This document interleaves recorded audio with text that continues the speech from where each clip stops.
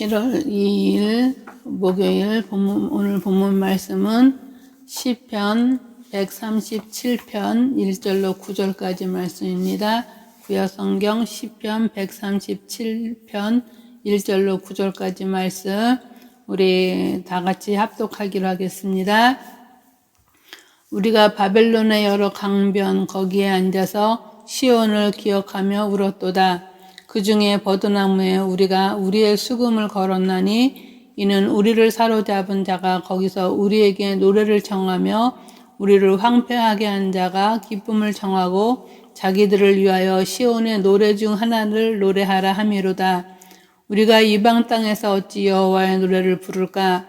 예루살렘아, 내가 너를 잊을진대 내 오른손이 그의 재주를 잊을지로다.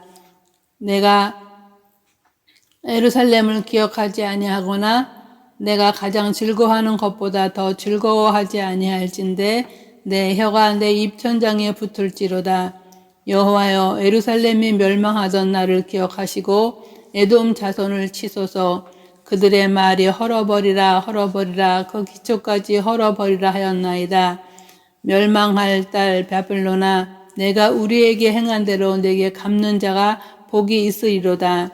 내 어린 것들을 바위 위에 메어치는 자는 복이 있으리로다. 아멘. 예, 오늘 봉독한 시편 137편의 말씀을 가지고 믿음의 결단 및 고백이라는 제목으로 하나님 말씀 함께 나누기로 하겠습니다. 이스라엘 백성들은 모든 민족들 중에서 특별히 하나님으로부터 선택을 받아 줄곧 보호를 받고 인도를 받아왔습니다. 그리하여 그들은 가나안에 입성한 이래 번창하여 근동에서 부유한 민족 국가를 형성하게 되었고, 그러자 그들은 하나님의 은혜를 잊고 우상을 숭배하고 죄악을 일삼아 하나님의 징계를 받게 되었습니다. 그 징계는 외국의 침략이었고 그들은 모두 패하여 포로가 되고 말았습니다. 남유다는 주전 586년 바벨론의 르부갓네살 2세에게 나라를 잃고 바벨론의 포로로 끌려갔습니다. 이에 유다의 마지막 왕인 스디기야 11년에 예루살렘 성은 완전히 파괴되고 왕궁의 온갖 보화와 성전의 성물을 모두 약탈당합니다. 또 시드기야 왕을 포함한 왕족, 귀족, 학자 등 많은 식자층 백성들이 포로로 끌려가는데요. 바벨론 포로 생활을 70년간 계속하게 됩니다. 이후 바벨론을 멸망시킨 바세왕 고레스가 전국에 본토 귀향령을 내리면서 포로 생활은 끝을 맺게 되는데요. 이 시편, 우리가 봉독한 137편은 바로 이러한 바벨론 포로 생활을 회상하면서 지은 슬픔에 찬 노래입니다. 당시 그들은 바벨론의 노예로 잡혀와 온갖 수모와 박해를 받으며 힘들고 어려운 생활을 하였는데요. 이 시는 예루살렘을 향한 사랑과 이스라엘의 대적을 향한 마음을 표현하고 있는데, 개인적인 신앙의 탄식을 토로한 시인은 포로 생활에서 오는 참기 힘든 신앙적 수모에도 불구하고 눈물을 삼키며 인내하는 절제의 모습과 그 절대전 세계에 감추어진 하나님 나라를 대적하는 자에게 대한 무서운 저주를 동시에 표현한 시입니다. 먼저 1절로 3절까지 말씀을 보면 그 시인은 포로 생활을 회고하고 있는데요. 시인은 본문에서 바벨론의 강가에 앉아 시온을 기억하며 울었고 수금을 버드나무에 걸었습니다. 왜냐하면 자기들을 포로로 잡은 자가 자신들을 조롱하기 위해 시온 노래 하나를 청했다고 한탄하면서 자기들의 포로 생활에서 겪는 신앙의 수모를 표현합니다. 1절 보면 우리가 바벨론의 여러 강변 거기에 앉아서 시온을 기억하며 울었도다 고 표현하고 있는데요. 여기 바벨론 여러 강변, 바벨론의 강들을 의미하고 있는데, 그 포로들은 그 당시에 포로들은 그 정복자들의 도시나 성읍에 거할 수 없었으면서 그 가장 나쁜 장소로 여겨진 강가에서 살게 되었다고 합니다. 근데 거기에 앉아서, 거기 정착하여서 앉아서 살았다는 것을 얘기하는데, 그래서 여기서 시온은 예루살렘, 하나님이 거하신 곳을 의미하며, 여기서 시온을 기억하며 울었도다 하는데, 울었도다는 무슨 뜻이냐면 주체하지 못할 정도로 매우 큰 슬픔에 잠겨 있음을 나타내는 그런 표현입니다. 그래서 억제할 수 없는 큰 슬픔을 주위를 돌아보지 않고 큰 소리로 우는 모습, 대성통곡하고 흐느끼는 그런 모습이죠. 그래서 시인은 오늘 1절에서 우리가 바벨론 여러 강변 거기에 앉아서 시온을 기억하며 울었도다 하고 얘기하고 있죠. 정말 하나님께서 그들을, 이스라엘 백성들을 인도하시고 보호하시고 또한 축복해 주셔서 살았던 그때를 기억하면서, 그러면서 지금 어렵고 힘든 노예로서의 포로로서의 생활을 하면서 힘든 그런 가운데 옛날 예루살렘, 하나님이 거하시는 곳, 하나님이 함께 하셨던 그곳을 기억하면서 시인은 방성대곡하고 정말 주체할 수 없을 정도로 큰 슬픔에 잠겨서 울었다고 표현하고 있는 것입니다.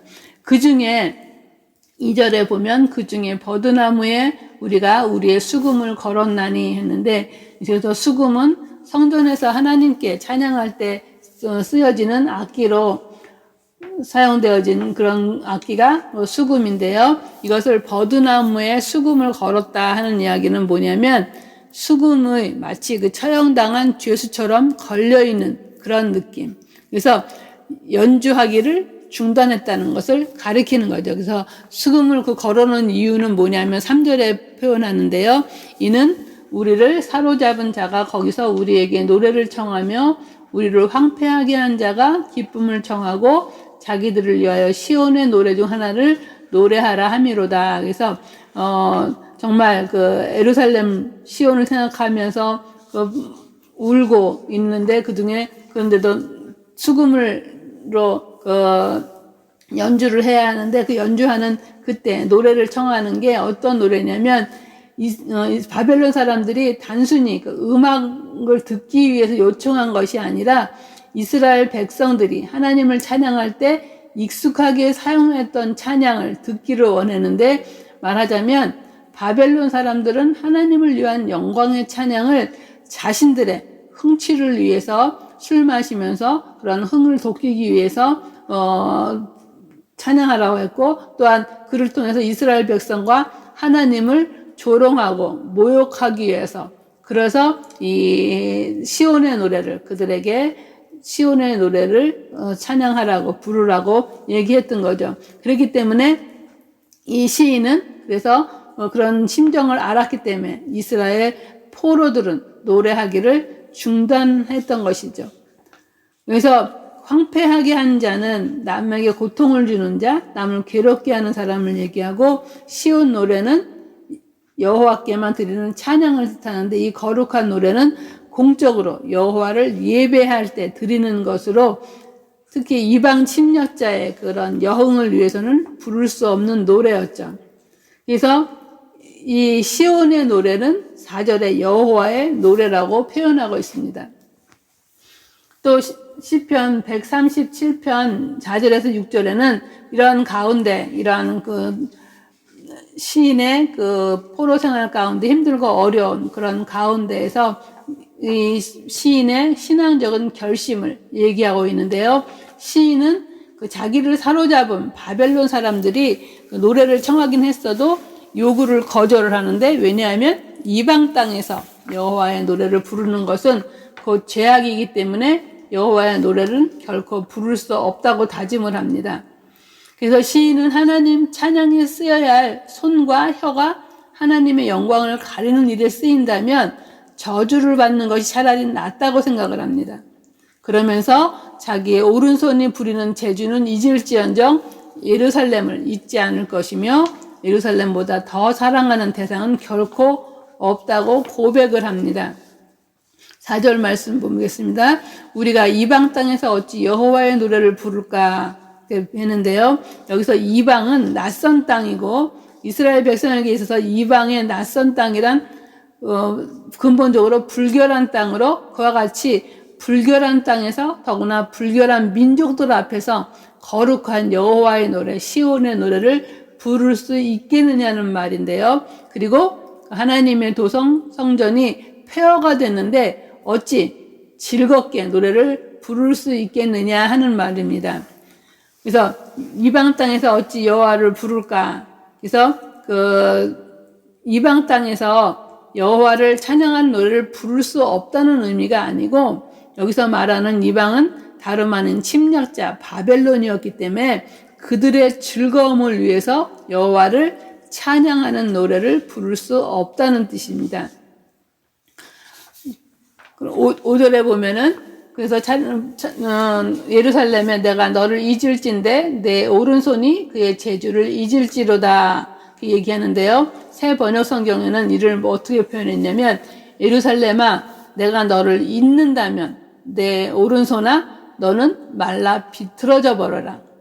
그래서 이 시인은 포로로 잡힌 그 이스라엘 공동체가 처한 그 비통한 상황을 이렇게 묘사를 하고 있는데요. 예루살렘아 내가 너를 잊을진데, 그래서 시인은 예루살렘을 기억하는 것은 단순히 그것이 고향이기 때문만이 아니라 예루살렘은 하나님의 도성이었으며 성전이 있는 곳으로 그들의 신앙의 중심지였기 때문에, 그래서 그 본절의 의미는 뭐냐면, 주권을 빼앗기고 다른 나라의 통치를 받은 포로 생활의 상황 속에서 기쁘게 노래하는 일은 예루살렘을 잊어버리는 행위고, 또 그 민족의 포로 상태에 대해서 무관심하거나 또한 무심한 그런 사실을 얘기하는 거라고 할 수 있는데요. 그래서 그렇게 예루살렘아 내가 너를 잊을진데, 예루살렘을 잊지 아니하겠다는 그런 고백으로, 그래서 잊을진데 어떻게 해요?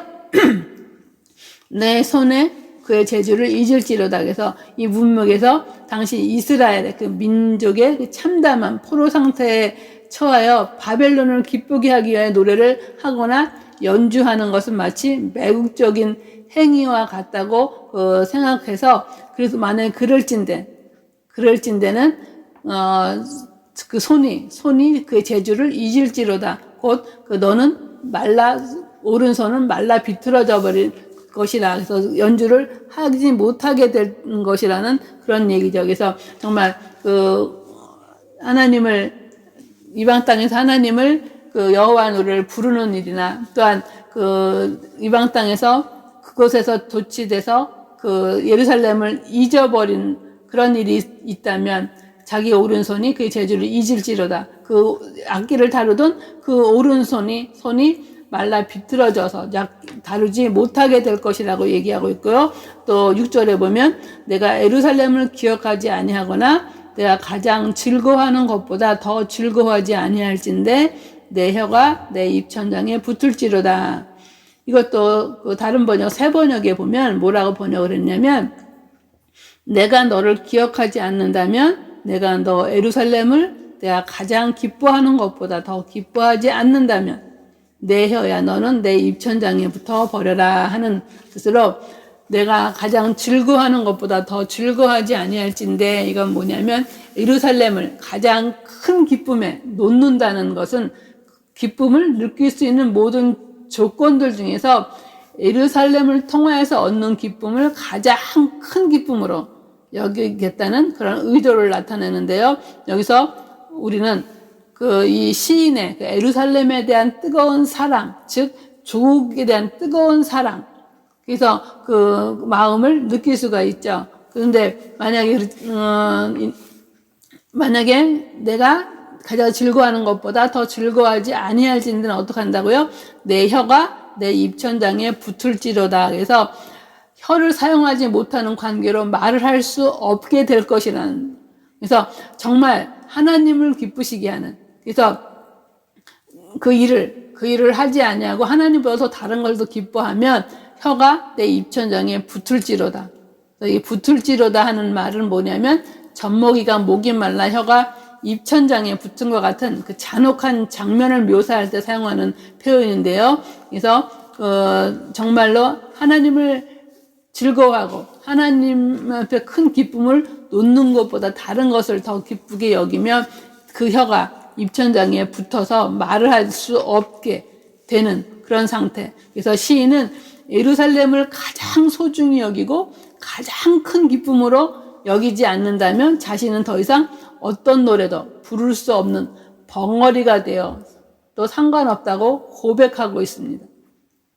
이렇게 시인은 정말 그 상황이 좋지 않은 그런 상황 가운데서 만약에 예루살렘을 잊어버리고 기억치 아니하고 예루살렘보다 그 세상 그런 풍조를 더 즐거워하고 그게 빠져 있다면 자기가 그 악기를 다루는 자기 손이 말라 비틀어져서 못하게 되고 또한 혀가 유천장에 붙어서 말도 못하게 되는 그러한 일을 당하게 될 것이라는, 그래서 그런 일을 당하게 될 것을 고백하면서 하나님을 절대적으로 떠나지 않을 것, 하나님에 대한 철저한 사랑과 그 신앙의 고백, 어떤 유혹에도 어떠한 그런 상황 가운데서도 그들을 하나님을 찬양하지 못하게 하고 하나님을 진정으로 기쁨으로 찬양하지 못하게 막는 그런 모든 일 가운데 절대 행하지 아니하겠다는 그런 고백을 하는 것이죠.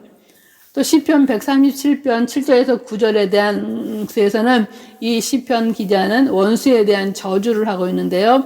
시인이 예루살렘이 멸망하던 날에 자신들을 거주하던 에돔에게 여호와의 심판이 임하기를 간구하는데, 에돔을 저주한 이유는 예루살렘이 함락될 때 그들이 기뻐했기 때문이고, 또한 이 시인은 바벨론에게도 맹렬한 저주를 퍼붓는데요. 그는 바벨론이 자신들에게 행한 대로 바벨론에게 갚는 자가 복이 있다고 노래하고, 또 바벨론의 저주는 정말 그 어린 아이까지도, 어린 아이를 머리를 치게까지 하는 그런 아주 처참한, 정말 잔혹한 그러한 그 저주를 기도하고 있죠. 7절에 보면 여호와여 예루살렘이 멸망하던 날을 기억하시고 에돔 자손을 치소서. 그들의 말이 헐어버리라 헐어버리라 그 기초까지 헐어버리라 하였나이다 해서, 여호와여 예루살렘이 멸망하던 날을 기억하시고 에돔 자손을 치소서 하는 것은, 그래서 여기서 에돔 족속은 에서의 후손으로 야곱의 후손인 이스라엘 백성들과 하는 형제간이었지만 이스라엘에 대해 증오와 시기심을 갖고 있었습니다.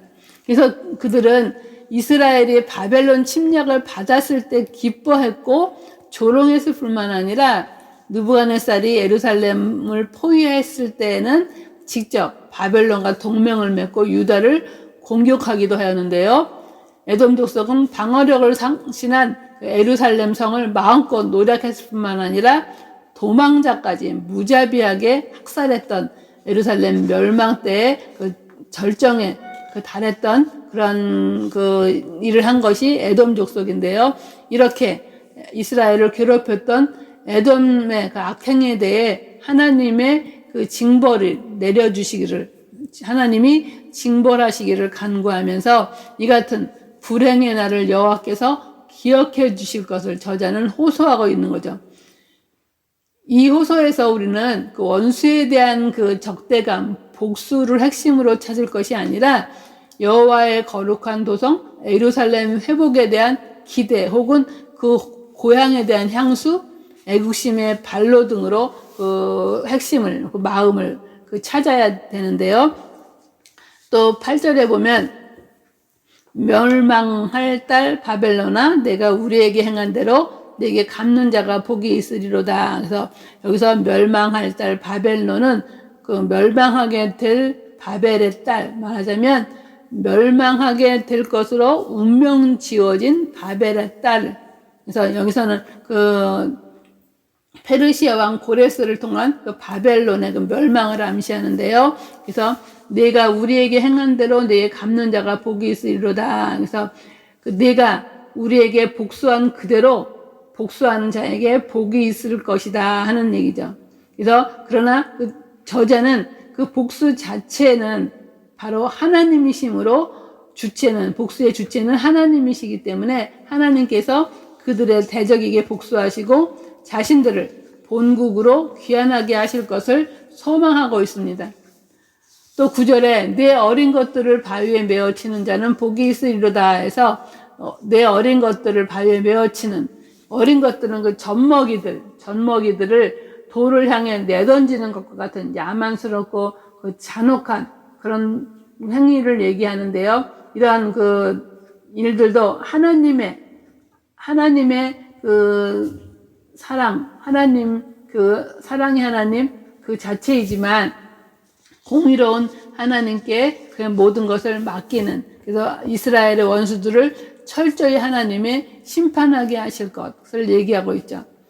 그래서 정말 9절에 그 이스라엘에게 가한 바벨론의 잔악한 행위에 대한 보응의 의미와 함께 다시는 재기할 수 없도록 완전히 시족을, 어린아이, 젖먹이까지도 다 메어쳐서 죽게 하는 그런 일로 말미암아 시족을 멸하는, 그래서 바벨론에 대한 저주의 그런 말을 하고 있는 것. 그래서 하나님 앞에 하나님의 공의가 이루어지기를 바라고 하나님께 그 뜻을 간구하는 그런 기도와 저주 내용을 말하고 있는데요. 오늘은 이 본문 말씀을 통해서 시인을 포함한 그 이스라엘 자손들은 모든 것을 다 잃고 국가도 재산도 가족도 미래도 아무것도 없는 이들에게 결코 잃어버리지 않은 한 가지가 있었는데, 이 시인의 고백처럼 그것은 하나님께 대한 거룩한 그 고백과 하나님의 사랑, 살아계신 하나님, 예루살렘에 대한 그 믿음, 하나님의 그 살아 역사하심에 대한 그 믿음, 그것을 붙들고 있으면서 그 하나님, 살아계신 하나님, 우리를 구원하신 하나님, 그 하나님을 모독하거나 또한 그 하나님을 부정하고 또 거역하고 조롱하는 그러한 자들 앞에서는 노래를 부를 수 없다고, 그것 단호하게 그것을 거절하는 그런 모습 속에서 신앙의 그 믿음의 고백과 결단, 그래서 어떠한 환경과 어떠한 그 우리를 유혹하는 그러한 것이 있을지라도 이러한 그 것에서 하나님을 잃어버리거나 하나님을 멀리하거나 하나님을 모독하는 그러한 것을 행하지 아니하겠다는 그런 고백과 결단으로 우리의 믿음의 그 신앙의 거룩한 그 고백과 그 자존심, 신앙의 그 결단을 해야 된다는 얘기죠. 그래서 이 시편 기자가 이런 어려운 가운데서 이런 것을 결코 그 상황과 환경과 그 모든 것을 타협하지 아니하고 자신의 믿음을 온전히 지키고 신앙의 그 순수한 신앙을 보존하며 그 살아계신 하나님, 지금은 비록 포로로 끌려온 이방 땅에 있을지라도 하나님께서 분명히 살아계셔서 다시금 그들을 이끌어 주셔서 그들에게 보복하시고 또한 그들을 이끌어 오셔서 소망을 주시고 다시금 회복해 하실 그것을 믿고 의지하면서 정말 그 이방 땅에서조차라도 분명한 뜻을 정하고 예루살렘을 잊고 또한 신앙의 절개를 포기하는 것이 아니라 자신의 손이 말라버리고 혀가 입천장에 붙어버리는 그러한 그 가혹한 저주가 내리게 될 것이라고 기원하면서까지 그 본인의 신앙을, 여호와 하나님을 사랑하는 그 마음과 예루살렘에 대한 그 성전에 대한 그 마음, 그 살아계신 하나님께서 그 모든 것을 이끌어 주셨던 그 모든 것을 기억하면서 그 신앙을 지키고자 했던 그 모습처럼 이러한